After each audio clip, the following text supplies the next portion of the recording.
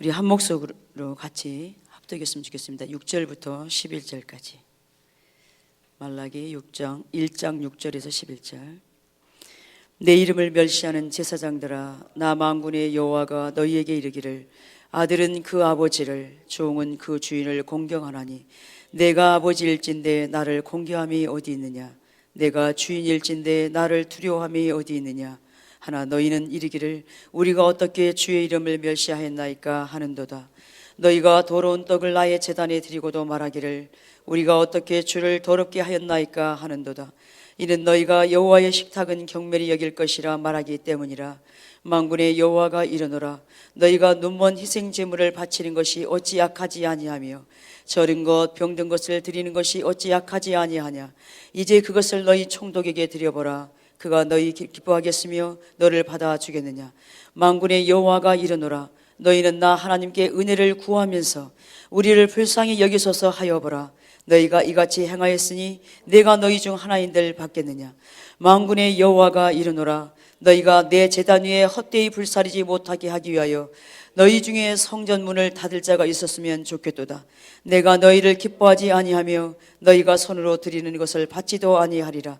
만군의 여호와가 이르노라, 해 뜨는 곳에서부터 해 지는 곳까지 이방 민족 중에서 내 이름이 크게 될 것이라.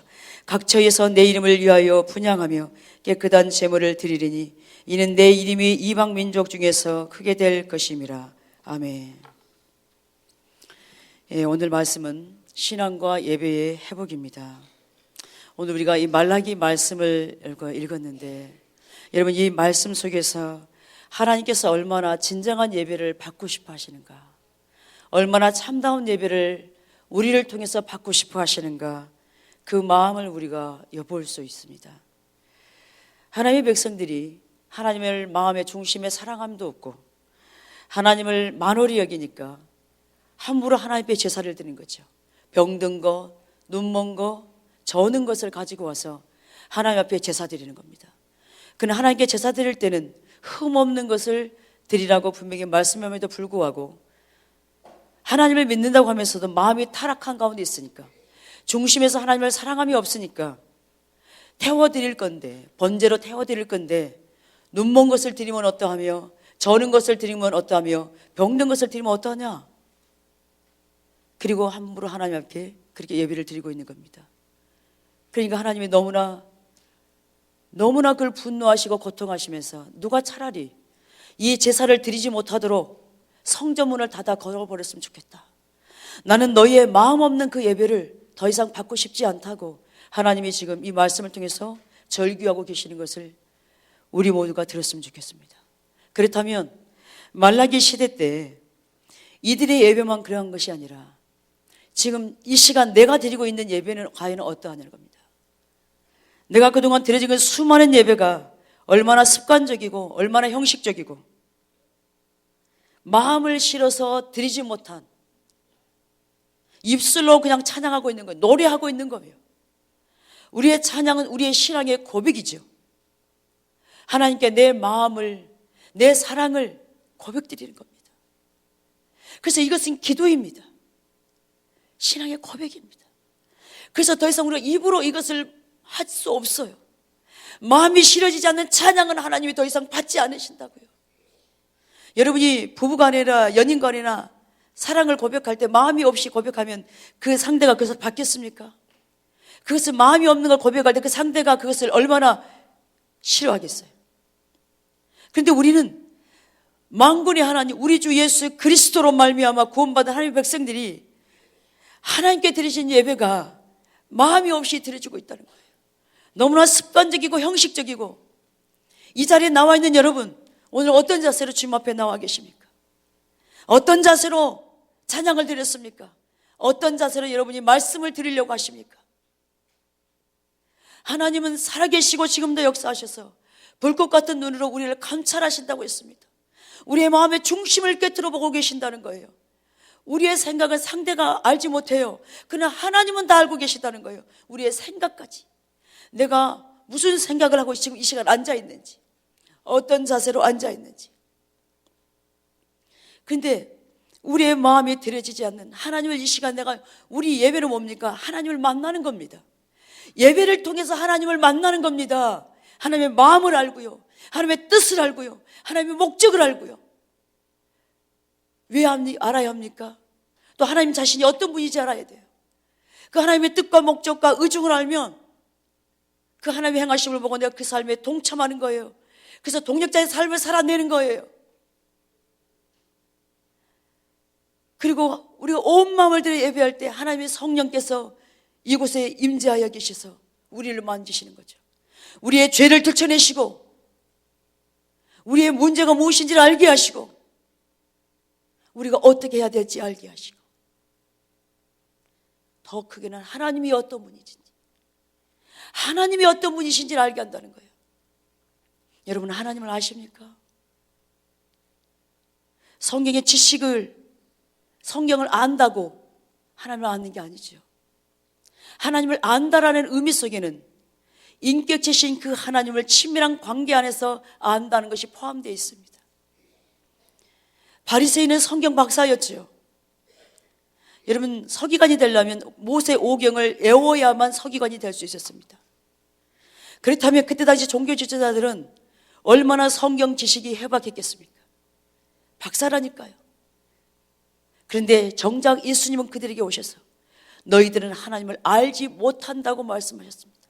알지 못할 뿐만 아니라 하나님을 사랑하지도 않고 너희는 하나님을 믿지도 않고 하나님의 역사도 보지 못했다 그랬습니다. 그건 뭡니까? 너희들은 이로운 지식은 가득했지만 실제신 하나님을 경험하지 못했다라는 거예요. 여러분, 우리가 누구를 안다라고 표현할 때는요, 내가 오랫동안 사귀어서 깊이 아는 걸 말해요. 부부간이 아는 것을 안다라고 표현해요. 가족이 아는 것을 안다라고 표현해요. 그러나 새로운 사람을 내가 한번 만나서 대충 아는 걸 안다라고 말하지 않아요.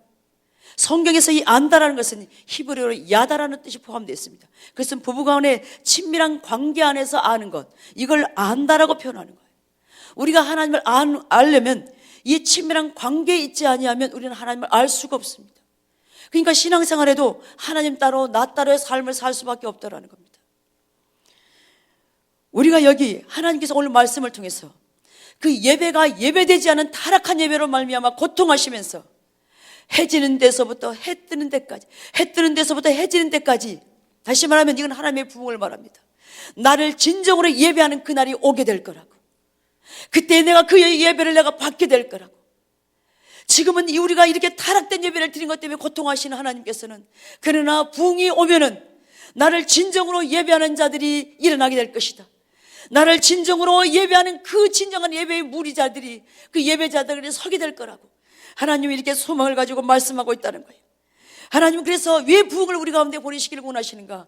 진정한 예배를 받기 위해서 하나님은 부흥을 보내시겠다고 말씀하고 있습니다. 진정한 예배가 오면 우리는 그 하나님의 임재 앞에서 꼬꾸라질 수밖에 없습니다.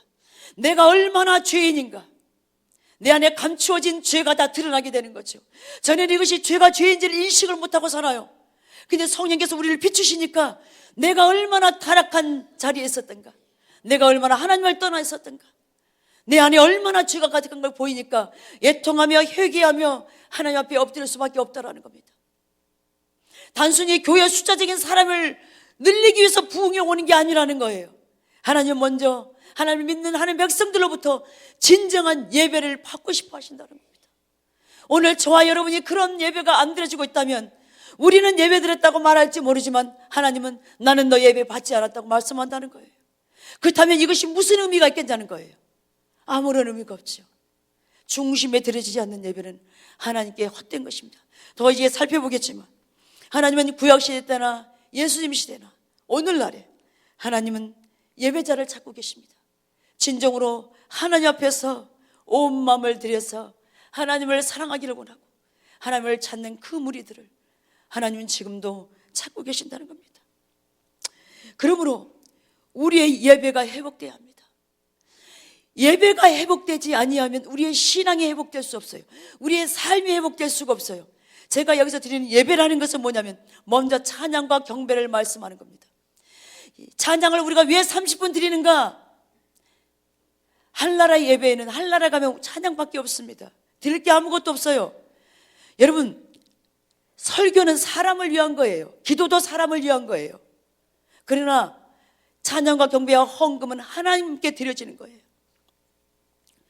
근데 이 찬양과 경배가 일주일의 삶이 하나님을 떠나 있으면 절대로 예배가 드려질 수 없습니다. 일주일 동안 하나님을 한 번도 찾지 않아요.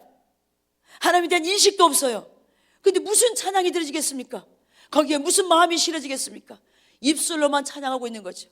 그리고 왜 모르는 찬양을 하냐? 무슨 놈의 찬양을 이렇게 길게 하냐? 또 왜 서서 하냐? 여러분, 한나라에 가면 24 장로들과 믿음의 선진들이 면류관을 하나님께 벗어던지고 경배했습니다. 하나님을 천군 수많은 천사들이 하나님을 일어서서 찬양하며 송축하며 기뻐합니다. 하나님의 영광을 보면 경배하지 않을 수가 없는 거죠. 하나님이 어떤 분인지 우리가 조금이라도 안다면 내가 입술로 더 이상 찬양하지 않을 겁니다. 우리의 마음이 다 시려질 겁니다. 이 시간 여러분, 오늘 왜 이 말씀을 우리 가운데 하기를 원하는지 여러분 각자가 하나님 앞에서 반응하십시오. 하나님 무슨 말씀을 나누기를 원하십니까? 저한테 계속해서 주시는 말씀이 너희가 예배가 회복돼야 된다. 우리가 예배가 회복이 안 되면요, 더 이상 우리의 삶이 신앙이 회복될 수가 없기 때문에 그렇습니다. 우리가 아무리 많이 기도한들 그 기도를 하나님이 안 듣기 때문에 그렇습니다. 그런데 제가 말씀드렸잖아요. 신앙이 회복돼야, 삶이 회복돼야 예배가 온전히 회복된다고요. 근데 먼저 예배가 회복된다, 아무리 예배 회복해달라고 기도한들 신앙과 삶이 회복되지 않으면 예배는 회복될 수가 없습니다. 그래서 우리의 예배는 뭐를 증명하냐면 나의 삶을 증명해요. 나의 신앙을 증명해요. 내가 신앙이 온전하지 않으면, 내 삶이 온전하지 않으면 예배가 절대로 안 되집니다. 여러분, 예배 시간에 왔다 갔다 하지 마세요. 특별한 일이 아니면 예배 시간에 왔다 갔다 하지 마세요. 핸드폰도 끄십시오. 하나님께 집중하십시오. 제가 예전에 어느 그 보험회사에 신우 예배를 인도했습니다. 몇 달 동안 계속 인도했습니다. 한 달에 한 번씩 점심시간에. 그날따라 하나님 말씀을 강력하게 전하기를 원하셨습니다. 하나님을 아는 것과 하나님에 관해서 하는 것에 대해서 나누겠습니다. 하나님에 관해서 하는 것은 우리가 지식적으로만 아는 거예요. 하나님을 아는 것은 내가 하나님을 경험해 버리는 거예요. 내 삶에 인격체적 하나님이 어떤 분인지 그날따라 강력하게 그걸 전하게 하셨어요. 근데요, 어떤 일이 벌어진 줄 아세요? 자매들이 이게 그 여직원들이 하고 남자 직원들이 따로따로 이렇게 양쪽으로 앉아 있었어요. 하나님의 성령께서 역사하시니까 그 여직원들이 말씀을 듣는데 울고 앉아 있어요. 근데 한편에서는 내가 마치 바위를 치는 것 같아. 다시 이렇게 말씀이 튕겨 나오는 것 같아요. 받아들이지 않으니까. 근데 제가 어떤 대사를 드린 줄 아세요? 내가 다시는 여기 오지 않는다 할지라도 내가 이 말씀을 전해야 되겠다. 듣든지 듣지 않든지 그것은 듣는 사람의 책임이고 그것은 그들이 책임져야 될 문제고 나는 하나님이 전하는 것만 전할 뿐입니다. 지금도 마찬가지입니다. 새로 방문하신 분들, 우리 성도님들은 이 시간 여러분이 앉아있다면 오늘 하나님이 왜 이 말씀을 나에게 듣게 하신가 우리 고민하셔야 합니다. 정말 우리가 축복의 메시지나 전하고 복받을 겁니다. 이렇게 하면 복받고 저렇게 하면 복받을 겁니다. 그 말씀을 전하면 많은 사람들이 교회에 몰릴 수 있습니다. 그러나 그것이 우리의 신앙을 회복시키는 게 아닙니다. 자녀가 잘못된 길로 가고 있는데 여전히 방치 상태에 놔두고 훈계하지 않는다면 그 책임은 부모가 다 져야 되는 거죠. 그 자식은 어떻게 되겠습니까? 성경에 그래서 훈계하고 때로는 매를 때려서라도 잘못된 길로 돌이키라고 하는 것이 우리 부모가 마땅히 해야 될 일이고 주의 종의 사명은 저나 우리 모두가 하나님 길이 안 서 있으면 예배가 제대로 안 돼 있다면 우리의 신앙이 잘못돼 있다면 우리는 마땅히 하나님의 기준을 선포하는 것이 주의 종의 사명입니다. 그 말씀이 싫어서 교회를 떠나든 그것은 중요하지 않아요. 일단은 우리가 해야 될 몫을 해야 된다는 거예요. 중요한 것은 그런데 여러분 기억하십시오. 하나님을 중심에 사랑하는 사람은 예배가 되게 되어 있습니다. 말씀을 듣게 되어 있습니다. 정직하게 반응하게 되어 있습니다. 하나님을 중심에 사랑하는 사람은요, 이 찬양과 경배가 때로는 어려울 수 있어요. 그러나 그 가사 하나하나에 우리의 마음이 실어지게 되어 있다는 거예요. 저는 그것을 많이 봅니다. 할머니더라도요, 이 악보를 볼 수 없어요. 우리 찬양이 쉽지 않아요. 그럼에도 마음을 중심에 사랑하니까 그 찬양을 드리고 있더라는 거예요. 우리 교회 어떤 권사님은요, 거의 찬양을 다 외워요. 연세가 많이 드셨는데 한교회 문턱에도 못 가셨어요. 근데 그 중심에 하나님을 사랑하며 있어요. 하나님이 그 가운데 역사하는 거예요. 수많이 드려진 예배가 중요한 게 아닙니다. 단 한 번의 예배라도 내 예배가 과연 하나님께 드려졌는가, 이것이 중요하다는 겁니다. 동의하십니까 여러분? 우리가 살기 위해서는 하나님의 길에 서야 합니다. 하나님의 뜻 가운데 서야 합니다. 하나님을 기쁘시게 되는 그 자리에 우리가 서야 된다는 겁니다. 그래서 우리 신앙이 회복되지 않으면 절대로 우리는 예배 가운데 성령님이 임재하셔서 우리를 만질 수가 없습니다. 우리가 습관적으로 형식적으로 예배를 드리고 있는데 성령께서 어떻게 이곳에 운행하겠습니까? 여러분, 여기 여러분들이 모여 있습니다. 그런데 어떤 분들은 예배 가운데 성령의 임재하심을 이미 경험했을 거고, 어떤 분들은 맹숭맹숭해가지고 아무 감각이 없는 분도 앉아 계실 겁니다. 그냥 지금이라도 마음의 자세를 달리하십시오. 내가 온전한 예배를 드리지 않으면 내 삶은 절대로 회복될 수 없어요. 죄를 이길 능력이 없습니다. 우리 신앙이요, 10년, 20년, 30년 신앙생활, 아니 모태 신앙이라 할지라도 회복될 수가 없습니다. 신앙의 연조를 자랑하지 마세요. 직분을 자랑하지 마세요. 내가 하나님 앞에 진정한 예배자인가? 그걸 고민하셔야 합니다. 하나님이 내 예배를 받으실까? 이것 때문에 고민하셔야지. 내가 무슨 직분을 받았고 내 신앙생활을 보고 만일에 예배가 안 되고 있는데 직분을 자랑하고 있거나 신앙의 연조를 자랑한다면 그거는 심각한 겁니다. 차라리 아무 말 하지 마세요. 내가 이런 직분자라고 말하지 마세요. 그건 창피한 일이에요. 주 안에서 직분이 뭐가 중요한 겁니까? 저는요, 저를 아줌마라고 불러도 좋아요. 자매님이라고 불러도 좋아요. 직분이 무슨 의미입니까? 직분은요, 우리가 그 어떤 하나님이 주신 일을 감당하라고 주어진 거죠. 하나님의 일을 감당하라고 주어졌는데 그 직분이 그게 안 된다면 그게 무슨 의미가 있겠냐는 거예요. 그러므로 우리의 신앙의 첫 번째로 예배가 회복돼야 합니다. 신앙의 회복부터 돼야 합니다. 여러분, 왜 신앙생활 합니까? 우리가요? 왜 하나님을 믿지요? 그것은 나를 구원하시고 나를 택하사 구원하셔서 하나님이 나에게 왜 구원하십니까? 목적과 뜻을 우리 가운데 주시고 나를 구원하셨습니다. 하나님의 목적과 뜻을 나의 삶을 통해서 이루어 드리라고 우리를 구원하셨습니다.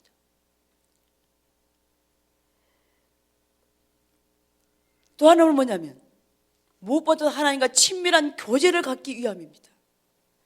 하나님은 천지 창조 때 천지를 창조하시고 아담과 하와를 창조하신 목적도, 예수님이 12제자를 부르신 목적도, 저와 여러분을 구원하신 목적도 단 한 가지입니다.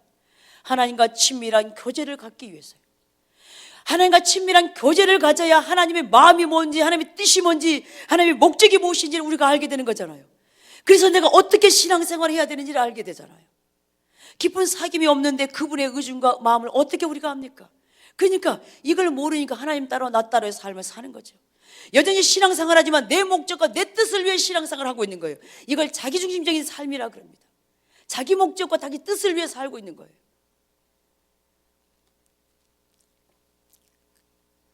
그래서 우리가 이 하나님과 교제할 때 하나님의 마음과 뜻을 알면 우리는 기꺼이 거기에 순종하는 지 나가야 돼요. 하나님이 어떻게 나한테 감동을 주셨어요? 어떤 걸 깨닫게 하셨어요? 그러면 우리 거기에 반응하는 겁니다. 전도에 대한 감동을 주시거나 섬김에 대한 감동을 주시거나 다양하게 지금 이때는 기도해야 된다고 기도에 대한 반응을 주시거나, 그러면 우리는 반응해야 합니다. 순종한 자리로 가야 합니다. 그럴 때 순종할 때 우리는 주님의 능력으로, 우리의 능력으로 이루는 게 아니에요. 하나님의 능력으로 우리가 그 일을 이루어가는 거예요. 우리가 순종할 때 하나님의 능력이 우리 가운데 부으시는 거죠. 왜 부읍니까? 그 일을 감당하라고요. 그러면 하나님은 우리를 통해서 영광을 받으시는 겁니다. 여러분, 이게 우리의 신앙생활입니다. 여러분, 천국 가기 위해서 신앙생활 한다고요? 하나님을 믿는 예수 그리스도를 나의 구원자와 주로 믿는 사람은 당연히 천국을 가는 거죠. 성령님의 조명으로 선명하게 그것이 인식이 됐다면, 단순히 입술로만 구주를 영접했으면 이게 아니라 진짜 성령님께서 나를 깨닫게, 내가 얼마나 죄인인가를 깨닫게 하셨어요. 그래서 내 죄를 위해서 주님이 죽으셨어요. 그래서 내가 살게 됐어요. 그것을 믿음으로 말미암아. 진정한 성령의 조명으로 이 구원의 확신이 있는 사람은 하나님을 기쁘시게 하려고 하는 열망이 이 가운데 있습니다. 하나님의 뜻 가운데 살려고 하는 거룩한 열망이 있게 돼 있다고요. 교회를 와도 정말 예배를 드리고 싶어하는 열망이 생긴다고요. 단순히 천국 가기만 위해서 여러분 신앙생활하는 게 아닙니다. 천국은 당연히 구주를 영접한 사람은 가는 거고, 우리가 해야 될 몫은 하나님의 뜻과 목적을 알아서 그 뜻에 동참하여 내 삶을 통해서 주의 뜻을 이루고 하나님의 영광 받으시는, 그래서 우리가 주님 앞에 섰을 때 착하고 충성된 종이라고, 내가 너를 통해서 나의 뜻을 이루었노라고 그 평가가 있어야 되잖아요. 내 문제에 급급하고 내 먹고 내 살고 먹는 거에 급급해서 살다가 죽기 직전에 하나님 나 구원해달라, 천국 가게 해달라고, 이게 신앙생활입니까? 아니에요. 아니에요. 우리가 말씀드렸잖아요. 하나님의 중심에 살아가는 사람은 하나님 일에 내가 기쁨으로 반응하고 동참하게 돼 있고, 내가 어떻게 신앙생활을 해야 될지를 고민하게 돼 있습니다. 우리가 고민해야 합니다. 하나님 앞에서 우리가 고민해야 합니다. 두 번째로요, 성경에서는 이 신앙의 본질에 살지 않는 삶을 가리켜서 하나님을 떠난 삶이라고 말씀하고 있습니다. 이사야 1장 4절에 보면 그들이 여호와를 버리며 이스라엘의 거룩하신 이를 만홀히 여겨 멀리하고 물러갔도다. 호세아 4장 6절에 내 백성이 지식이 없어 망하는도다. 여기서의 지식은 하나님을 아는 지식입니다. 이 하나님을 아는 지식이라는 것은 하나님과 친밀한 교제, 사귐을 통해서 그 하나님을 내 삶에서 경험에서 나오는 그 하나님, 그 지식을 말씀하고 있어요. 그런데 우리가 하나님과 친밀한 교제가 없는 것을, 다시 말하면 우리의 삶에 이미 기도하지 않고 말씀을 묵상하지 않는, 일주일 내내 기도도 하지 않아, 말씀도 보지 않아, 그래서 주일날만 되면 성경 들고, 때로는 성경도 그냥 요즘에는 하도 핸드폰 되니까 그냥 오죠. 아무 생각 없이 그냥 왔다 갔다 해요. 그래서 내 마음은 난 하나님 믿다고 생각을 해. 근데 우리의 마음은 점점 하나님을 떠나 있다는 겁니다. 하나님을 떠나면 어떻게 됩니까? 아까 제가 말씀드린 죄를 이길 능력이 없다니까요. 적당하게 타협하며 살아요. 죄가 죄인을 인식하지 못해요. 그러니까 말하는 것이나 생각하는 모든 것들이 하나님의 관점이나 하나님의 기준이 아니라는 거예요. 내 중심적인 삶을 살고 있다는 거예요. 그러니까 하나님이 이 시대를 향해서 어떤 뜻과 목적을 가지고 있는지 나는 상관이 없는 거예요. 내 문제만 해결되기를 원하는 이런 신앙생활을 하고, 이걸 가리켜 성경은 하나님을 떠났다, 너희가 나를 멀리하고 물러갔다, 이렇게 말씀하고 있는 겁니다. 여러분, 구약시대 이스라엘 백성들이 얼마나 열심히 하나님께 제사를 드렸습니까? 그 유대인들이 하나님을 다 믿는 백성들이잖아요. 그럼에도 하나님은 그들을 향해서 너희가 나를 떠났다, 너희가 나를 믿지 않는다, 이렇게 표현하고 있다는 겁니다. 세 번째로는 하나님과 친밀한 교제가 우리 가운데 없으면 하나님의 생명이 우리 가운데 거쳐버립니다. 하나님의 생명이란 것은 뭐냐면 성경에서 하나님만 이룰 수 있는 그 놀라운 역사들이, 그 복을 우리에게 말씀하고 있는 겁니다. 하나님의 임재, 하나님 우리와 함께 하심, 기도의 응답, 하나님의 도우심, 그 모든 것을 가리켜 하나님의 생명이라고 말합니다. 우리에게 주시려고 하는 복을 말하고 있는 거죠. 그런데 우리가 이 친밀한 교제에서 떠나면 하나님이 그 생명이, 다시 말하면 하나님의 복이 우리에게 주어질 수가 없다라는 겁니다. 신앙생활이 그냥 종교적인 모양만 있을 뿐이에요. 이론에만 머물러 있다는 겁니다. 기도의 응답이나 이 모든 것들이 우리에게 거쳐버린다는 거예요. 나는 하나님을 믿는다고 하는데 하나님께서 나와 함께 하심이 없으니까, 나를 도와주지 않으니까 우리는 어떻게 반응합니까? 하나님을 원망하는 자리로 갑니다. 불평하는 자리로 갑니다. 하나님께 섭섭한 마음을 가집니다. 하나님 어떻게 이루실 수 있습니까? 여러분 보세요. 우리가 잊지 말아야 될 한 가지 사실이 있습니다. 하나님은 우리가 하나님의 생명을 누리기를 원하세요. 하나님의 복을 누리기를 원하세요. 우리가 행복하기를 원하고, 우리가 잘 되기를 원하고, 정말 하나님 은혜에서 누리는 삶을 살기를 원하는 것이 하나님의 마음인 것을 여러분이 아셔야 합니다. 여러분의 부모가, 자녀가 다 잘 되기를 원하죠. 아무리 자식이 부모의 속을 썩여도, 잘못된 길을 가도 그 부모는 그 자식들이 회복되기를 원하고 복받아 잘 살기를 원하는 것이 부모의 마음이라는 거예요. 제가 자식을 낳아 키워보니까 하나님 마음을 더 알겠어요. 하나님은요, 우리가 하나님을 떠나 있지만 다시 하나님께로 우리가 돌아와서 회개하고 돌이켜서 하나님과 친밀한 관계 안에서 하나님 목적된 그 삶을 살 때, 하나님께서 우리에게 약속한 그 모든 복들을 주고 그것을 누리기를 원하신다고요. 그런데 문제는 뭡니까? 하나님이 그것을 안 주시는 게 아니라 내가 못 받고 있어요. 내가 죄 가운데 있으니까. 그럼에도 불구하고 우리는 하나님을 원망한다는 거예요. 못 누린 건 우리 책임이라니까요. 우리가요. 그래서 신명기 30장 9절에 보면, 19절에 보면 너와 내 자손이 살기 위하여 생명을 택하라 이렇게 말씀하고 있습니다. 이 생명이 뭐죠? 하나님의 복을요. 그래서 분명하게 하나님의 뜻을 우리에게 말씀하고 있어요. 내가 너에게 향한 뜻은 생명을 누리는 것이다. 너희가 복을 받는 삶이다. 이렇게 성경에는 분명히 말씀하고 있어요. 그러면 어떻게 해야 우리가 이 삶을 누릴 수 있는가? 어떻게 하면 하나님의 이 생명의 복을 우리가 누릴 수 있는가? 신명기 30장 여러분 15절을 한번 찾아보겠습니다. 이건 너무 중요한 부분이기 때문에 같이 한번 읽어보시면 좋겠습니다. 30장, 신명기 30장 15절부터 같이 읽겠습니다. 신명기 30장 15절.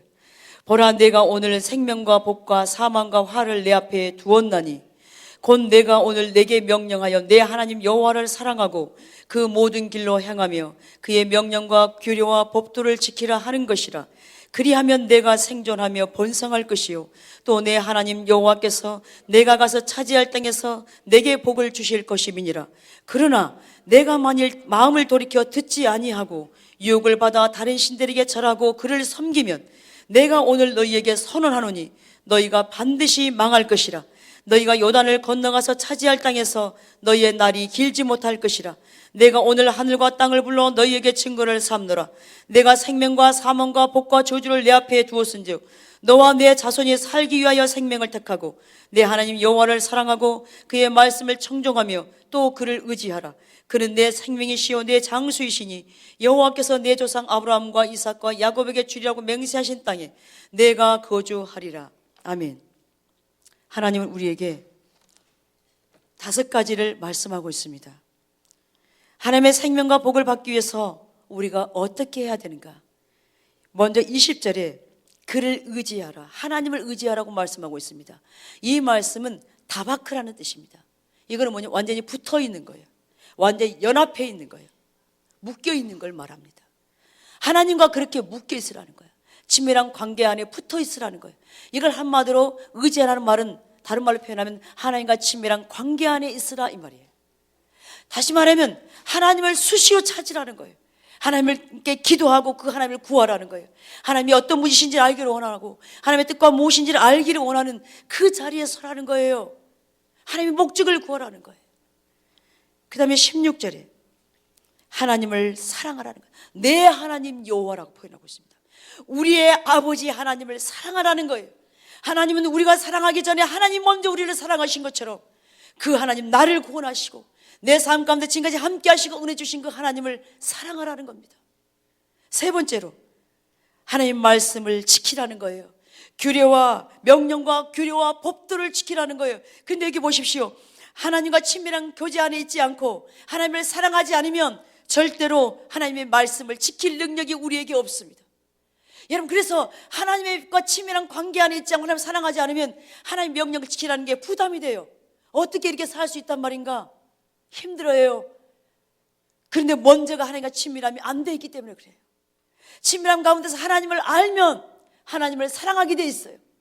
하나님을 사랑하면 하나님 말씀하신 걸 지키려고 발버둥치게 돼 있다는 거예요. 때로는 넘어질 수 있어요. 때로는 실수할 수 있어요. 실패할 수 있어요. 그러나 다시 일어나는 거예요. 내가 하나님을 사랑하기에, 하나님을 기쁘시게 하려고 하는 그 마음이 생긴다는 거예요. 그 다음에 4번째로 하나님의 길로 행하라는 거예요. 여러분, 하나님이 우리에게 말씀하시는 것은요, 하나님의 길로만, 다시 말하면 하나님의 방법으로만 해야만 그 일이 이루어집니다. 여러분, 뭐로 가도 서울만 가면 된다는 그 말이 있죠. 그거는 맞는 말 같지만은 그거는 하나님의 기준이 아닙니다. 수단과 방법을 가리지 않고 서울만 가면 된다, 수단과 방법을 가리지 않고 이 일을 성취시키면 된다, 이거는 하나님의 기준이 아니라는 겁니다. 하나님은요, 결과도 소중히 여기지만 그 과정을 소중히 여긴다는 걸 보셔야 합니다. 때로는 하나님의 뜻 가운데 가다 보니까 결과가 좋지 않을 수도 있어요. 실패했어요. 그런데 하나님은 우리를 어떻게 평가한 줄 아십니까? 결과는 실패했지만 이것이 하나님의 기준이기 때문에, 하나님의 관점이고 뜻이기 때문에 이 길로, 때로는 바보 소리 들으면서 이 길로 갔어요. 그걸 하나님이 귀하게 보고 계시다는 거예요. 여러분, 우리가 당장 실패한 것 때문에 낙심하지 마십시오. 내가 하나님의 길로 갔는데 실패한 것은, 그것은 성공한 것입니다. 하나님이 우리의 모든 삶의 영역을 다 지켜보고 계세요. 때로는 성공했는데 인간적인 방법 수단을 다 동원해서, 세상 사람들이 하는 방법을 다 동원해서 성공했다. 과연 하나님이 그 성공을 기뻐하겠습니까? 아니라는 겁니다. 그래서 여러분, 신앙을 지키는 것, 믿음 생활을 하는 것은요, 대가 지불입니다. 때로는 바보 소리 들을 수 있고요, 때로는 손해볼 수도 있어요. 그럼에도 불구하고 이것이 하나님의 길길에 묵묵히 가다 보면 하나님은 반드시 그것을 보고 계시기 때문에 우리의 머리를 드셔서 하나님의 영광을 받게 하십니다. 아멘입니까? 과정을 소중히 여기십시오. 결과만 소중히 여기지 마십시오. 자녀들에게 결과만을 가르치지 마십시오. 그 아이는요, 하나님의 그 삶을 보장할 수가 없습니다. 우리의 삶도 마찬가지입니다. 하나님이 책임지기 삶을 살려면 하나님의 뜻과 기준 가운데가 가야 하나님이 뒷받침하신다는 겁니다. 그 다음에 20절에 보면 하나님의 말씀을 청종하여 그 뜻에 순종하기를 원하는 삶을 살기를 원하십니다. 하나님의 말씀에 귀를 기울여야 돼요. 근데 어떻게 할 때 하나님의 말씀이 우리 가운데 들리겠습니까? 처음에 하나님과 친밀한 교제 가운데 있어야 돼요. 하나님을 찾아야 돼요. 기도하는 자리로 가야 돼요. 말씀을 읽고 묵상해야 돼요. 그래야 말씀을 통해서 기도하는 가운데, 또한 찬양을 드리는 가운데 하나님께서 우리에게 말씀하는 걸 들을 수가 있습니다. 깨달을 수가 있습니다. 이 말씀을 청정한다는 의미 속에는 성경 말씀을 통해서 하는 말씀도 있지만 순간순간 성령의 감동을 우리가 깨닫게 하는 말씀일 수도 있습니다. 거기에 귀를 기울여 순종하는 삶을 살아라는 겁니다. 그러면서 이 5가지를 말씀하시면서 너희가 이 복을 누리기를 원하냐? 그러면 이 삶을 살라고 지금 우리에게 말씀하고 있습니다. 보십시오. 너희가 복받기 원하느냐? 너희가 잘 되기를 원하느냐? 너희 삶의 문제가 해결되기 원하느냐? 그러면 이 자리로 나오라고. 이 자리로 나오라고 지금 말씀하고 있습니다. 이 5가지를 순종하는 삶을 살아라. 이것이 우리 신앙의 5가지가 핵심입니다. 다시 말씀드립니다. 먼저는 하나님과 친밀한 교제입니다. 하나님을 찾는 거예요. 두 번째는 뭡니까? 하나님을 그렇게 친밀한 관계 가운데 알아가면 사랑하라는 거예요. 사랑하라는 거예요. 그럴 때 하나님 말씀을 지킬 능력이 우리 가운데 부어지는 거죠. 그리고 하나님 그 말씀을 어떻게 해요? 청종하여, 아니 하나님 길로 행하여, 그 다음에 마지막으로 하나님의 말씀을 청종하여 순종하는 삶을 살 때 하나님의 생명을 우리 가운데 부어주겠다고 이 말씀을 통해서 우리에게 이 시간 우리 각자에게 지금 말씀하고 있다는 겁니다. 근데 하나님께 복을 달라고 하면서 이 생명은 누리기를 원하면서 우리가 순종하는 삶이 안 된다면 우리의 삶은 폐잔병 같은 삶을 살 수밖에 없다는 거예요. 산전, 수전, 공중전 다 겪으면서 안 되는 거죠. 안 되는 거죠. 아무리 힘을 써도. 그래서요, 하나님은 이 땅에 살면서 저와 여러분이 이 복을 누리기를 원하십니다. 이건 하나님의 뜻입니다. 하나님은 이런 복을 저와 여러분 가운데 부어주시기를 원하신다고요. 아멘이십니까? 그래서 우리가 이 삶을 살아내야 한다는 겁니다. 왜요? 내가 살기 위해서요. 하나님은 우리 가운데 이것을 주시기를 원하는데 사단이 우리의 삶을 노략질해 가는 거예요. 하나님께서 주시기를 원하는 그 복을 빼앗아 간다고요. 어떻게 해요? 우리의 생각으로, 우리의 행동으로, 우리의 마음으로 하나님의 기준에 서지 못하도록, 그렇게 반응하지 못하도록 우리를 이렇게 노력하는데, 그때 우리가 어떻게 해야 됩니까? 결단하고 서는 거죠. 내가 살기 위해서, 내 자녀들이 살기 위해서 우리가 이 삶을 살아내야 된다는 거예요. 이 삶을 안 살면서 하나님을 원망하고 불평하면 그건 안 맞는 게 아니죠. 여러분 보이십니까?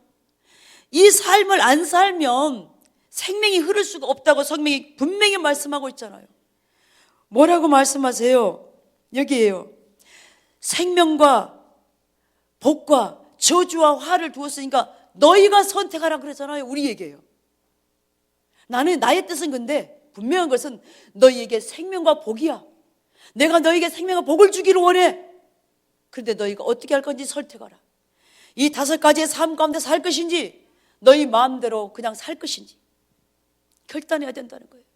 잘 되기를 원하면서도 하나님 안 찾는다. 이건 공식이 안 맞아요. 답이 나올 수가 없어요. 여러분 학생들이 시험을 앞두고 있는데 공부도 안 하면서 시험 잘 치기를 원하는 거와 똑같아요. 여러분 이 시간에 잊지 말아야 될 것은 하나님의 뜻은 내가 잘 되는 것이다. 복 받는 것이다. 생명을 누리는 것이다. 아멘이십니까? 그렇다면 내가 그럼 어떻게 2015년에 결단하여 살아야 될 것인가? 이 5가지 말씀을 여러분 집에 가서 신명기 이 15장을 30장을 묵상하십시오. 그리고 하나님께서 여러분에게 주신 음성에 귀를 기울이시고 반응하십시오. 그래서 내가 복을 못 받는 건 원인이 하나님께 있는 게 아니죠. 나에게 있는 것입니다. 나에게. 그게 동의되십니까? 아멘. 그 다음에요. 이 신앙의 본질에서 떠나 있으니까 하나님과 친밀한 관계가 없고 하나님을 알고 사랑함이 없고 하나님 길로 행하지 않고 하나님의 말씀에 청종할 순종하는 삶이 안 되니까 오늘 와서 예배를 드리는데 어떻게 해요? 찬양을 드리는데 여러분 찬양이 들으셨습니까? 찬양 드리는데 잡생각이 막 떠오르는 사람들 있죠. 집중이 안 되죠. 찬양의 가사 하나하나가. 여러분 이게 안 되게 돼 있습니다. 말씀을 들어도 깨달아지지가 않는 거예요. 지금도 성경을 읽어도 무슨 의미인지를 몰라. 여러분 초신자라면 이해가 돼요. 그런데 신앙생활 나름대로 했는데 몇 년, 1년 이상을 했는데도 말씀이 안 깨달아진다면 하나님 앞에서 심각하게 고민하셔야 합니다. 나와 하나님 사이에 막힌다면 뭔지를 고민하셔야 합니다. 우리의 죄가 있으면요 안 깨달아져요. 비추심이 없어요. 예배가 안 되게 되어 있습니다. 찬양이 왜 긴가 탓할 게 아니라 내 문제가 뭔지를 보셔야 합니다. 내 문제가 뭔지를. 내가 지금 예배드리는 자세가 어떠한가를 보셔야 합니다. 성령님은요 정말 우리가 하나님을 갈망하면서 때로는 세리처럼 내가 죄인입니다. 나를 불쌍히 여겨주소서라고 감히 하늘을 우러러보지도 못하면서 먼 발치에서 기도하고 있었잖아요. 바리새인은 너무나 당당한 거예요. 나는 일에 2번 금식하고 11조하고 기도 많이 하고 예배 잘 드리고 나는 저 세리와 같지 않음을 감사하나이다. 얼마나 교만의 극치입니까? 근데 하나님은 그날 세리의 기도를 들으셨습니다. 우리가 하나님 앞에 나올 때 여러분 우리가 내세울 게 뭐가 있습니까? 우리는 예수님의 십자가 보혈의 공로를 의지하지 않으면 아무도 하나님 앞에 설 자가 없습니다. 여러분 이것을 듣지 못하는 분들을 위해서 제가 다시 말씀드립니다. 제가 2002년도에 제가 기도하고 있는데 환상이 보였어요. 근데 그 환상 중에 제가 기도를 또 하고 있는데 제가 마치 바리새인처럼 하나님 앞에 나가서 기도하고 있는 거예요. 하나님 제가 어릴 때부터 열심히 신앙생활했고 그동안 얼마나 많이 기도하고 전도하고 하나님은 다 알고 계시지요. 그러면서 제가 하나님 앞에 주저리 하고 읊조리고 있는 거예요. 내 잘났다고. 근데요 저는요 하나님을 생각하면 두려운 하나님이라고 생각해 본 적이 한 번도 저는 없어요. 하나님 하면 그냥 사랑으로 제게 느껴져요. 사랑의 하나님, 너무나 좋으신 저희 아빠. 근데 제가 그렇게 읊조리고 있는데 하나님이 얼마나 무서운 하나님으로 인식되는지 제가 이 다리가 후들후들 떨려서 주저앉아 버렸어요. 너무나 무서우니까 제가 하나님 앞에 나가서 그러고 있는 거예요. 그 짓을 하고 있는 거예요. 제 자랑을 하고 있는 거예요. 하나님과 저는 상관이 없이 느껴지는 거예요. 너무나 두려웠어요. 하나님과 상관이 없다니까요. 내가 하나님 앞에 나아갈 때 예수 그 십자가 보혈의 공로를 의지하고 나가야 되는데 내 의를 의지하여 나가고 있다고요. 내 의를 의지하여 나가면 하나님과 상관이 없습니다. 우리는 예수님이 십자가에 죽는 의미가 없습니다. 근데 내가 그 순간 회개하고 내가 하나님 앞에 설 수 있는 유일한 근거는 예수 그리스도의 십자가 보혈의 공로를 의지하여 주님 앞에 이 아버지 앞에 섰습니다. 그런데요, 너무나 놀라운 것은 찰나적인 순간이에요. 무슨 캡슐 같은 게, 투명한 캡슐 같은 게 저를 딱 감싸더니 포근한 사랑으로 제가 다시 회복되는 거예요. 하나님 다시 포근한 사랑이 하나님으로 느껴지는 거예요. 우리가 하나님께 나아가는 유일한 근거는 예수 그리스도의 십자가 보혈의 공로를 의지하는 것 외에는 아무것도 없습니다. 그럼 내 삶 가운데 내가 신앙생활 나름대로 하고 기도하고 열심히 했다면 전적인 주의 은혜입니다. 제가 아침에 일어나 묵상하고 앉아있는데 그 찬송가에 지금까지 지내온 건 주의 크신 은혜라, 그것이 생각나면서 그걸 부르게 했어요. 지금까지 지내온 건 주의 크신 은혜라. 그러면서 그 은혜의 의미가 뭔지를 선명하게 깨닫게 하시면서 제가 2002년도에서 2년 6개월 동안 이화여대 사역을 하면서 교수님들 성경 공부를 인도하고 대학원생들을 2년 반에 양육하면서 그 모든 것이 그 귀한 분들을 다 만나게 하시고 지금껏 이렇게 해외에 나가서 집회하게 하고 교회 지방에 우리나라의 교회 집회하게 한 내가 잘나고 똑똑한 것이 아니라 나 같은 부족한 정말 막대기 같은, 때로는 저렇게 지푸라기를 표현합니다만 그런 인간을 하나님이 쓰신 것은 전적인 주의 은혜로 말미암은 것이지 나로 말미암은 것은 아무것도 아니었다는 것이 다시 고백되어지면서 그래요, 주의 은혜입니다. 지금까지 지내온 것이 전적인 주의 은혜입니다. 주의 은혜로 이것을 감당하게 하셨습니다. 주의 은혜로 이 일을 이루게 하셨습니다. 내가 내세울 것은 아무것도 없습니다. 내가 잘하는 것은 단지 주의 은혜인 것을, 그것밖에 없습니다. 여러분의 삶에 지금까지 나름대로 잘 나가는 것이 있었습니까? 잘 되는 것이 있었습니까? 여러분의 지혜와 여러분의 지식과 경험이 아니라는 겁니다. 하나님이 그 시간 여러분 가운데 여러분은 모르지만 함께 하신 은혜로 말미암아 되어졌다는 겁니다. 이 사실을 놓치면 우리는 순간 교만한 자리로 가요. 하나님을 잊어버려요. 주님의 보혈의 공로를 인식하지 못해요. 그래서 우리는 매일매일 십자가 보혈의 공로를 의지하는, 십자가를 의지하는 삶을 살아야 된다는 겁니다. 그래야 우리의 마음이 높아지지 않는 거죠. 여러분, 제가 그동안 입술로는 내 힘으로 못한다고 고백했어요. 근데 지나고 나니까 내가 입술로만 그렇게 고백을 했구나, 나름 내 생각으로 내가 할 수 있다라고 생각했던 것 같아요. 근데 깨달아지는 건 나는 이제는 1%도 내 힘으로 할 수 없다는 게 중심에서 고백돼요. 설교요? 못해요. 아무리 제가 설교를 준비해 나름대로 열심히 해도 성령님이 뒷받침하시지 않으면 그거는 꽝이에요. 성령님이 하셔야 돼요. 매 순간 우리의 삶에서 나를 도와주시는 성령님이 계시지 않으면 우리는 아무것도 아니라는 겁니다. 동의하시니까 여러분? 그래서 우리는 매 순간 성령님을 의지해야 돼요. 주님 도와주세요. 제 힘으로 못해요. 이게 바로 성령님을 의지하는 삶이에요. 이 삶을 우리가 살아내야 된다는 겁니다. 여러분의 삶 가운데 놀라운 치유를 경험했습니까? 놀라운 은혜를 경험했습니까? 그니 왜 치유와 놀라운 은혜를 주시는 겁니까? 지금 이 시점에 하나님을 더 깊이 알고 사랑하는 자리로 나오라는 거예요. 그리고 더 나아가 하나님의 행하시는 맞다면 기꺼이 그가 자리에 동참하라는 겁니다. 예전보다 나은 신앙생활을 하라는 거예요. 근데 옛날에 이렇게 했다고 자랑만 하고 있다면 그게 무슨 의미입니까? 그 은혜가 헛되는 거죠. 그 은혜를 주는데 내가 쏟아버리는 거죠. 나 때문에 주어진 게 아니라고요.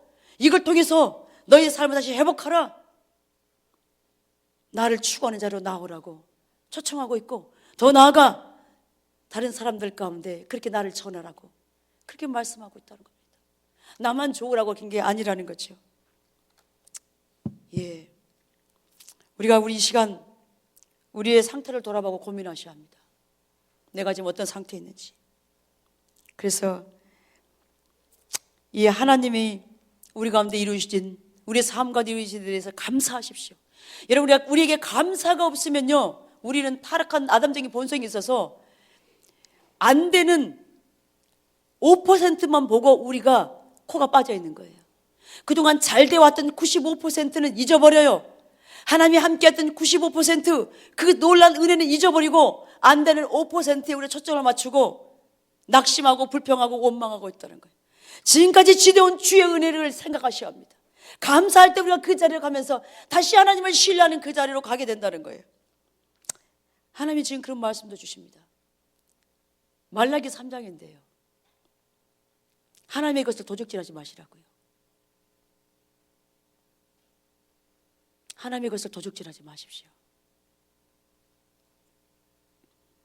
그러면서 그런 감동도 주세요. 아직도 깨닫지 못하느냐고.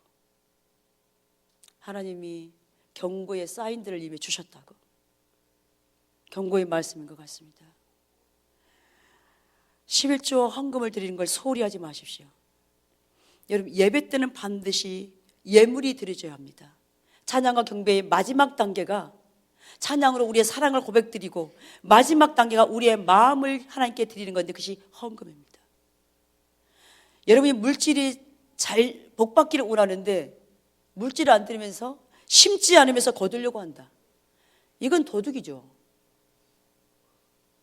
내가 여러분의 삶, 그런 마음, 여러분의 삶 가운데 이미 물질로 많은 손실을 입었거나 잘 안 돼요.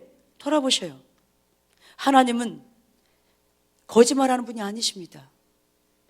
내가 심지 않으면서 거두려고 한다고요? 거둘 수 없어요. 여러분, 10의 1조를 드려도 10은 다 원칙적으로 하나님 거예요. 다 내 거라고 하나님 말씀하세요. 근데 그 가운데 구별하여 드리라 그러는 거죠. 하나님을 중심에 살아가면 10의 1조가 아니라 2조도 3조도 드리는 거죠. 그런데 그것을 도둑질해 먹어버리는 거예요. 그러니까 종자를 먹어버리니까 씨를 뿌릴 게 어디에 있습니까? 없죠. 이건 어리석은 거예요. 씨까지 먹어버려. 하나님이 축복할 씨가 없어요. 하나님 뭘 축복하겠습니까? 여러분 가운데 이 말씀을 드려야 될 분들이 계시는 것 같아요. 어제 말씀을 주신 저한테 4가지 감동을 주셨어요. 이것을 꼭 나누라고. 주의종이 해야 될 몫은 마땅히 전해야 될 것을 전해야 되는 거예요. 우리가 물질의 주권자이신 하나님의 주권과 통치 안에 들어가지 않으면서 부자 되기 원하십니까? 아닙니다. 먼저 하나님의 주권의 통치 안에 내가 들어갔는가, 그거부터 다시 점검하십시오. 이게 돼야 합니다. 하나님만 사랑하기를 결단하시고요, 하나님 뜻 가운데 순종하기를 결단하는 삶이 우리가 돼야 합니다. 그 자리로 우리를 촉구하고 계시고요, 그 자리로 나아가야 우리의 삶이 근원적으로 회복될 것을 지금 말씀하고 있습니다. 두 번째 감동이 뭐냐면, 우리의 삶에서 하나님이 기뻐하지 않은 것을 청산하라고 하십니다. 이미 환경적인 사인들을 주셨습니다. 여러분 돌아보십시오. 하나님 지금 내 삶에서 뭘 기뻐하지 않는가, 그것을 지금 청산하셔야 합니다. 이것이 바로 하나님이 우리에게 주시는 복을 가로막고 있는 것입니다. 하나님이 복을 못 받게 이것이 가로막고 있다고요. 이 죄가. 이게 있으면 안 됩니다. 그 다음에 저한테 주신 감동이 또 뭐냐면, 거짓의 영을 파라는 것입니다. 이 거짓의 영은 여러분 습관적으로 거짓말하는 거예요. 이게 완전히 습관화가 되어 있는 사람이 있어요. 근데 이것이 죄가 죄인지를 모른다니까요. 여러분 계시고 거짓말하지 않으면 지옥에 간다고 분명히 써 있습니다. 안 보이는 거죠. 안 깨달아지는 거죠. 또 하나의 거짓은 뭐냐면, 임기응변으로 그 상황을 모면하기 위해서 그냥 얼버무리고 넘어가는 거예요. 정직하지 않게 속이는 겁니다. 여러분, 거짓은 사단의 앞잡이입니다. 하나님은 거짓을 너무너무 싫어하십니다. 그런데 사단이 계속 불화살을 쏘아대는 것을 거짓말하라고, 적당히 땜빵하라고. 아니에요. 여러분, 우리 안에 이 거짓의 영을 파야 합니다. 정직하지 못하게 하는 거예요. 부풀려서 말하고, 포장해서 말하고. 아니에요. 제가 이렇게 보이는데 그렇게 하면 제가 마음이 너무 아파요. 보이잖아요. 그런 게 말할 때, 상대가 말할 때 그게 보이거든요. 근데 본인이 비춰져야 돼요. 하나님 앞에서 그게 얼마나 심각한 죄인가를 비춰줘야 된다고요. 하나님을 찾지 않으면 죄가 죄인지 인식이 안 돼요. 그리고 막 습관화되어 있어요. 그러니까 죄의 영향력은 계속 있을 수밖에 없는 거죠. 그 다음에 하나 네 번째 주신 게 뭐냐면 판단하는 죄입니다. 판단하는 것이 더 지나치면 비판하는 자리로 가게 됩니다. 여러분, 판단은 하나님 외에는 할 수 없습니다. 판단한다는 것은, 비판한다는 것은 내가 하나님 자리에 내가 앉아 있는 거예요. 내가 하나님이 되어 있다는 겁니다. 근데 그렇게 하다 보면 관계가 깨지기 시작하고 교회 안에 그게 있으면 교회를 분열시켜 버립니다. 교회를 오염시킵니다. 교회를 무너뜨리는 죄가 되는 겁니다. 여러분, 좋은 말은 그렇게 크게 영향력을 끼치지 않는데 이 부정적인 말은 전체를 오염시켜 버립니다. 이스라엘에 여러분 12정탐꾼 사건을 아시죠? 10정탐꾼이 부정적인 말을 하니까 60만 전체가 땅을 치고 통곡하면서 다시 우리 애국으로 돌아가야 되겠다고 하나님을 원망하고 모세를 원망하고 불평하잖아요. 하나님의 관점이 보이지 않으니까 인간적인 관점으로 모든 게 보이니까 불평하고 판단하는 자로 간다는 겁니다. 이게 교만의 극치입니다. 판단하는 자리에 있다. 이미 교만한 겁니다. 하나님은 교만한 자를 대적한다고 분명히 말씀하고 있습니다. 판단함이 나오려고 그러면 즉시 입을 다무십시오. 했다면 회개하십시오. 상대한테 판단했다면 용서를 가서 구하셔야 그 영향이 끊어집니다. 이 죄가 교회 가운데서 끊어져야 합니다. 여러분의 삶에서 끊어져야 합니다. 그래야 진정한 평안이 있고 형통의 복이 있습니다. 이걸 계속해서 해나가면 여러분의 삶에 사단이 여러분을 묶여가지고 하나님의 이 생명이 흐를 수가 없다니까요. 어떻게 해서든지 사단은요, 하나님의 백성들이 복을 못 받도록 별짓을 다 하는 거예요. 근데 여러분 집에 돌아가셔서 지금 이 시간에 말씀을 드리면서 내 삶 가운데 이것이 해당이 된다면 하나님께 정직하게 회개하십시오. 그리고 은혜를 구하십시오. 집에 가셔도요, 오늘 말씀을 다시 들으십시오. 묵상하십시오. 하나님, 내 삶에서 청산해야 될 것이 무엇입니까? 내가 이제 결단하기를 원하는데 나를 도와달라고 구하십시오. 결단할 때 하나님이 도와주십니다. 그렇게 우리가 서셔야 합니다. 그래서 여러분, 이사야 1장 1절부터 17절에 보면 수많은 예배가 드려졌습니다. 수많은 기도가 드려졌습니다. 하나님은 나는 너희의 그 예배에 기도 듣지 않겠다. 너희 손에 피가 가득하다.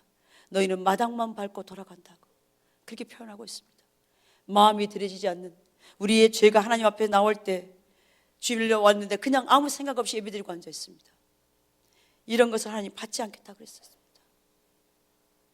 그리고 하나님께 돌아오기를 촉구하고 계십니다. 우리가 하나님께 돌아가야 됩니다. 여러분, 예배는요, 하나의 의식이 아니에요. 예배는 뭔가, 여러분 구약시대에 제사가 뭐였습니까? 그 제물을 태워드리는 거예요. 나를 태워드리는 거예요. 다시 말하면 내 마음을 드리고 나의 사랑을 드리고 나의 희생을 드리고 그래서 하나님을 섬기는 거예요. 이게 예배입니다. 내 생각이 내려지고 내 관점이 내려지고 내 뜻이 내려지고 하나님의 뜻에 이걸 맞추는 거예요. 이게 예배입니다. 이게 예배드리는 자세라는 겁니다. 내 삶이 드려지지 않는다. 그 예배를 하나님 받으시게 되는 거예요. 이게 예배인데. 그리고 우리가 찬양 드릴 때 어떤 자세를 드려야 합니까? 하나님께서 우리의 삶 가운데 행하신 그 놀랍고 아름다운 일들에 대해서 우리가 찬사를 올려드리는 거예요. 감사하고 기뻐하고 송축하고 우리가 뛰는 거예요. 이게 예배예요. 온 마음을 다해서. 그래서 손을 드는 건 뭡니까? 내가 주님을 그렇게 높이는 찬양을 드리는 거예요. 내 마음을 들여 하나님을 찬양합니다, 이 뜻이에요. 내 마음을 들여서 하나님을 그렇게 경배합니다. 때로는 박수를 치면서, 때로는 춤을 출 수도 있고, 이게 우리의 사랑의 표현입니다. 이게 예배입니다. 예배는 의식이 아니라니까요. 우리의 마음이 들어지는 제물이 돼야 된다니까요. 이게 예배라고요. 이게 진정한 예배인데 형식적으로 습관적으로 우리가 드리고 있다면 그것을 바라보시는 하나님의 마음이 얼마나 고통스럽겠냐는 거예요. 오늘 말라기 본문의 말씀을 통해서 하나님 지금 저와 여러분 가운데 말씀하시는 음성을 들어야 합니다. 너의 예배가 언제까지 그렇게 드려질 것이냐고, 내가 그런 자세로 언제까지 내 앞에 나올 것이냐. 우리 각자 가운데 말씀하신 음성을 시간 들을 수 있기를 예수님을 축복합니다. 그리고 여러분, 그렇게 진정한 예배를 드리려고 하면요, 찬양 드릴 때 어떤 일이 난 줄 아십니까? 성령님께서 우리 가운데 임하십니다. 우리를 만지기 시작하세요. 회개하게 하세요. 내 죄가 깨닫게 하세요. 또한 생각나게 하세요. 또한 무엇을 해야 될지를 알게 하세요. 그래서 찬양과 경배가 이토록 중요한 것입니다. 찬양과 경배가 안 되면 말씀도 안 깨달아져요. 그래서 찬양과 경배를 우리 교회에서 이렇게 소중히 여기는 거예요. 여러분, 찬양, 우리 여기 인도자가 있는데 솔직히 여기 있어서 이게 죄송한데 미안해요. 박치예요. 박자가 잘 안 맞을 때도 있어요. 미안해요. 인정하죠? 여러분, 근데 물론 참 이게 연습을 많이 해야 됩니다. 근데 저희가 처음에 개척했을 때 여주구 목사님 우리 교회 그 집회 오셨을 때, 이기수 목사님 집회 오셨을 때군요. 제가 이화여대 사회 갈 때 제가 음대 대학원생들을 사역했습니다. 2년 반 동안. 근데 거기 피아노 전공 자매가 마지막 날 왔어요. 그때는 우리 반주자가 없어가지고 우리 막내 아들이 피아노 학원 석 달인가 갔나? 그리고 반주를 했으니 얼마나 힘들겠어요. 자기는 주일날이 제일 힘들다 그러더라고요. 왜냐하면 반주하는 게 너무 이게 쉽지 않으니까. 피아노 석 달 배워가지고 뭘 하겠습니까? 근데 그 자매를 제가 오라 그래서 반주를 하게 했습니다. 근데 성령님이 참 함께 그날 이게 함께 했는데 이 자매가 마지막 그 목사님 마지막 집회 시간이었어요. 반주를 하는데요. 완전히 5일장의 시장에 파장 분위기가 나는 거예요. 임재가 거쳐져 버린 거죠. 전공하는 반주자가 지금 반주하고 있다니까요. 피아노 전공하는 반주자가. 제가 사랑하는 얘 제자예요. 근데 임재가 싹 거쳐버려요. 이기수 목사님 예배를 끝나고 나서 시장 파장 분위기가 난다고. 임재가 다 거쳐버린 거예요. 왜 한 줄 아세요? 왜 그런 줄 아세요? 그 자매가 나름대로 반주는 잘해요. 근데 반주하면서 하나님을 인식하지 않고 자기 기교를 내세워가지고 반주하고 있는 거예요. 이 사람 저 사람 쳐다보면서 악보도 없이 자기 반주할 수 있으니까 이 사람도 보고 저 사람도 보고 하나님 마음이 하나도 실어지지 않아. 반주자가 반주할 때 마음이 실어져야 돼요. 먼저 예배자가 돼야 돼요. 찬양 인도자도 마찬가지지만 이게 안 된 예배는 아무리 그가 전공한 전공자일지라도요 하나님 임재 걷어버리십니다. 그때 제가 회개했어요. 하나님 용서해 주세요. 제가 임의로 세웠습니다. 용서해 주세요. 하나님은요 유명한 솔리스트 데려다가 독창해가지고 그 찬양을 받는 게 아닙니다. 우리 전체가 성가됩니다. 우리 성가대를 따라 세우지 않은 이유가 뭔지 아십니까? 솔리스트 세워서 찬양들을 세워서 하면 사람들이 그 의뢰받고 앉아있는 거예요. 사람에게 영향 끼치는 게 찬양이 아닙니다. 하나님께만 영광 돌리는 거예요. 찬양이 사람을 위한 것이 아닙니다. 오직 하나님의 영광을 받으시기 위한 것이 찬양과 경배입니다. 그래서 우리 모두는 찬양대가 돼야 되고 반주자이든 인조자이든 우리 모두는 하나님 앞에 먼저 나를 돌아보고 나를 정결케 하고 내가 예배자가 되기 위해서 하나님만 나는 예배하겠습니다. 하나님 앞에서 나는 연주하겠습니다. 하나님 앞에서만 찬양하겠습니다. 이 자세가 되어야 합니다. 이게 돼야 된다고요. 제가 이렇게 우리 시댁에 그 명절 때만 가면 지금은 안 하지만 예전에 할머니들이 돌아가면 이렇게 수요일 예배에 와서 독창을 해요. 근데 할머니 따로 반주 따로 이게 도대체가 이게 되지가 않아요. 근데 얼마나 하나님이 함께 하시는지. 할머니하고 반주가 안 맞아요. 그런데 그 중심에 그분이 하나님을 찬양하고 있는 거예요. 그 찬양을 하나님 받으시기 원하신다고요. 아멘이십니까? 제가 그래서 제자한테 그걸 가르쳤어요. 내가 너한테 이걸 설명해 주지 못하고 내가 세워서 내가 미안하다. 그래서 내 실수였다. 제가 실수한 겁니다. 제가 임재를 거두게 한 거랑 마찬가지입니다. 왜냐하면 제가 세웠으니까. 저의 잘못입니다. 그 아이를 가르치지 못하고 세웠으니까. 하나님은 우리의 마음의 중심을 받기 원하십니다. 내 기교를 받는 것이 아닙니다. 중요한 것은 아무리 재능이 뛰어나도 이 마음이 하나님께 실어지지 않는다면 그 예배는 하나님 받지 않으신다는 겁니다. 그걸 여러분이 보셔야 합니다. 지금은 우리가 더 이상 시간 낭비할 때가 아닙니다. 각자가 우리가 하나님을 찾아야 합니다. 하나님 앞에 겸손히 우리가 엎드려서 하나님 나에게 은혜를 부어달라고 나를 회복시켜달라고 우리가 그렇게 서야 합니다. 잡생각이 나고 집중이 안 된다면 말씀을 들을 때는 찬양할 때나 이사야의 자세를 가지십시오. 화로다 나를 망하게 되었도다라고 하나님의 은혜를 구하십시오. 내가 더 이상 이대로 안 됩니다. 주님 도와주세요. 화로다 나는 망하게 되었습니다. 주님 도와주시라고 그렇게 주 앞에 서야 된다고요. 언제까지 유야무야로 넘어갈 것입니까? 언제까지 적당하게 습관적으로 드릴 겁니까? 더 이상은 안 됩니다. 하나님과 우리 사이에 죄가 있으면 하나님 안 받으십니다. 그래서 그러므로 예배기 드리기 전에 우리 자신을 살피는 게 얼마나 중요한지요. 그래서 다음으로 미루지 마십시오. 지금입니다. 지금 결단하십시오. 오늘 처음 방문하신 분도 오늘 하나님이 이 교회에서 왜 나를 이 교회를 이끌었는가, 이 말씀을 나에게 듣기 위함인 것을 인식하시고 그렇게 반응하시기를 축복합니다. 우리 각자를 돌아보십시오. 하나님이 지금 우리 가운데 떠나 있고 하나님의 임재가 거쳐 있고 하나님의 생명이 거쳐 있습니다. 이 현실 앞에서 우리가 애통해야 된다는 겁니다. 우리가 하나님을 찾아야 된다는 겁니다. 오래된 직분자일수록 더 우리가 그렇게 반응했으면 좋겠습니다. 그래서 이 시간 우리가 성령님께서 우리 각자 가운데 비추시는 것을 회개하고 돌이키기를 원합니다. 내가 죄인입니다라고 서기를 원합니다. 내가 다시 돌아가오니 주의 은혜와 긍휼을 베풀어 달라고. 내가 중심 예배드리지 못했던 것을 회개하시고 그 수많은 예배가 마당만 밟은 예배였음을 여러분이 보이신다면 그것을 회개하시고 우리가 정직하고 겸손하게 우리가 살기 위해서, 내 자식들이 살기 위해서, 우리의 교회가 살고 이 나라 이 민족이 살기 위해서 우리가 주님 앞에 겸손하게 이 시간 반응했으면 좋겠습니다. 하나님 이 시간 다 한 가지를 원하십니다. 너희 예배가 회복되기 원한다. 나는 진정한 예배를 받고 싶다. 단 한 번의 예배라도 진정한 예배를 받고 싶다. 너의 신앙이 회복되기를 원하고 너의 삶이 회복되기를 원하는데 너희가 나를 깊이 알고 사랑하지 않으면 너희 신앙은 회복될 수가 없단다. 나의 말씀을 지키고 나의 길로 행하고 내 말씀을 청종하여 친밀한 관계 안에 있지 않으면 너의 삶은 회복될 수 없단다. 내가 너에게 부탁한다. 내 길로 회복하라고. 너의 삶을 회복하라. 그리하면 내가 너에게 나의 생명과 복을 부어줄 거라고 하나님 우리를 그렇게 초청하고 계십니다. 여러분, 문제는 나입니다. 우리 각자가 나라는 걸 인식하고 주님께로 돌아가십시다. 그래서 2015년은 하나님이 우리에게 부어주시고자 하는 그 놀라운 축복을 누리며 사는 한 해가 되시기를 예수 그리스도 이름으로 축복합니다. 더 이상 우리 예배가 마당만 밟는 예배가 되지 않기를 예수 그리스도로 축복합니다. 중심이 드려지는 예배가 되기를 예수 이름으로 축복합니다. 이 시간 그렇게 찬양 드리면서 기도하는 시간을 가졌으면 좋겠습니다. 자님들 나오시고요, 우리의 마음의 자세를 새롭게 하십시오. 겸손하게 하십시오. 겸손하게 하십시오.